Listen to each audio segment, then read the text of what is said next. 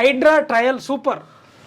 హైదరాబాద్ నగరానికి మరో కొత్త గుర్తింపు దక్కింది. హైడ్రా ఆధ్వర్యంలో తొలిసారిగా కూకట్పల్లి గ్రామంలోని నల్ల చెరువులో బోటింగ్ ట్రయల్స్ విజయవంతంగా పూర్తయ్యాయి. ఈ ట్రయల్స్ ద్వారా హైడ్రా ట్రయల్ సూపర్ అనే పేరు సరిగ్గా న్యాయం చేస్తూ చెరువు అందాలను పునరుద్ధరించడమే కాకుండా నగర పర్యాటక రంగానికి కొత్త ఊపు తెచ్చింది ఇప్పటి వరకు. కాలుష్యంతో నిండిపోయి నిర్లక్ష్యం పాలైన నల్ల చెరువు గతంలో తాజాగా శుభ్రపరిచే చర్యలతో కొత్త రూపాన్ని సంతరించుకుంది. హైడ్రా అధికారులు స్వచ్ఛమైన నీటిలో తొలిసారిగా బోటింగ్ ట్రయల్స్ నిర్వహించడం స్థానికులకు ఉత్సాహాన్ని కలిగించిందంట.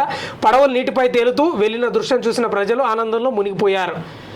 అంటే అందరూ హుసేన్ సాగర్ రావాల్సిన అవసరం లేదు, ఎక్కడికక్కడ. నిజంగా హైడ్రా చూడండి, కుకట్పల్లి నల్ల చెరువులో 2010లో పూర్తిగా అక్రమాలకు గురైన 2010లో ఈ పిక్చర్ చూడండి మీరు, ఉండండి ఈ పిక్చర్ చూడండి.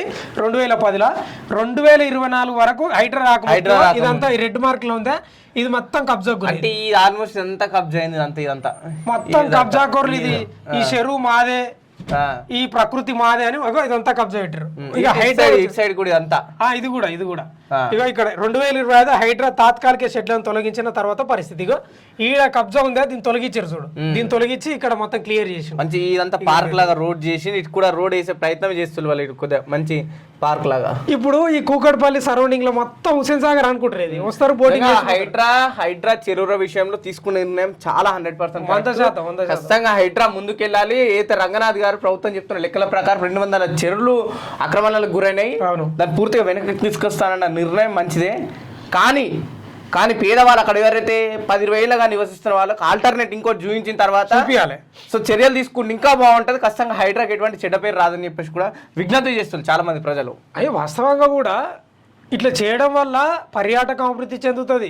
అందరూ హుసేన్ సాగర్ మీద పడకుండా ఎక్కడికెక్కడ వాళ్ళు ఆహ్లాదంగా ఉండగలుగుతారు. వినాయక చవితి సంబరాలు కావచ్చు, చిన్న అక్కడక్కడ జరుగుతుంటాయి. అదొకటి. ఈ వినాయక చవితి సంబరాల్లో కూడా అందరు హుసేన్ సాగర్కి వచ్చేసరికి అక్కడ కూడా నీటి కాలుష్యం కూడా ఎక్కువైపోయింది. పోలీసులు కూడా మనకు లాస్ట్ గత 2 సంవత్సరాలుగా పెడుతున్నారు అనుకుంటా, ఇది హుసేన్ సాగర్ వినాయకులు వేయొద్దని చెప్పేసి లాస్ట్ డే వరకు పెడతారు. ఇక రేపు నిమజ్జనం ఉందంటే అప్పటి వరకు పెడతారు, సాయంత్రం తొలగిస్తారు. అది ఇప్పుడు బతుకమ్మ కుంట అంబర్పేటలో మాదాపురం ఇది సున్నం చెరువు ఇది కూడా రెడీ అవుతుంది, ఇది రెడీ అయింది.